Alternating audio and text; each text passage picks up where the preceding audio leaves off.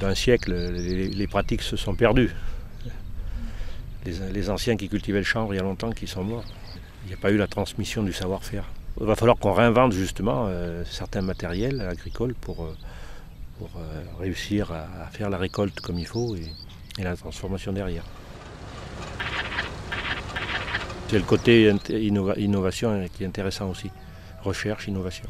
La région Auvergne, et notamment le livradois-forez, a été au XIXe siècle une région où le chanvre était présent dans pratiquement la plupart des exploitations, dans le but de récolter la fibre qui à l'époque était utilisée pour les cordages. Donc il y avait des personnes spécialisées dans cette transformation qui allaient jusqu'à la fabrication des cordes et autres textiles à l'époque en chanvre. L'intérêt, c'est de pouvoir produire, transformer et utiliser une matière localement, sans avoir trop de transport. Ça va être la problématique dans les années à venir. Donc tout ce qui pourra être utilisé localement, transformé, sera que intéressant. Donc c'est dans ce but-là justement qu'a été mis en place la culture du chanvre en Auvergne, dans le but de rester dans une filière courte et où le producteur peut avoir une certaine valeur ajoutée avec des petites surfaces. Le fait de faire une filière courte, la personne qui va acheter du chanvre pourra remonter la filière pour savoir d'où elle vient et la façon dont elle a été produite, transformée, si la plante est produite naturellement.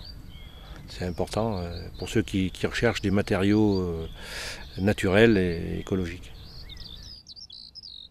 C'est une plante qui a un développement racinaire important, ce qui améliore la structure du sol pour la culture suivante. Donc c'est un très bon précédent cultural.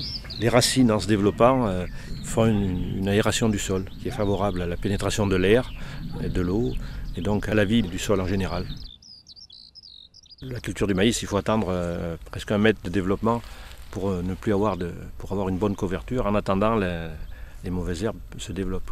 Alors que le chanvre, il atteint une couverture du sol rapidement au bout de quelques semaines.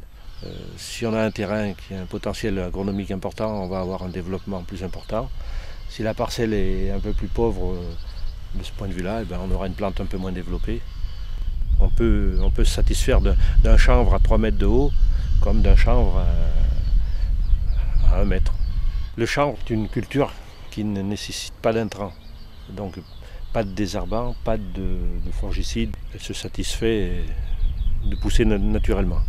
Le fait de l'introduire dans une rotation sur une exploitation, c'est une culture supplémentaire. Donc plus on va diversifier les cultures sur une exploitation, mieux on va favoriser la biodiversité en général. La diversification semble de retour sur les exploitations, bien sûr avec des limites, puisque plus on diversifie, plus on se donne du travail. Il faut trouver le bon équilibre.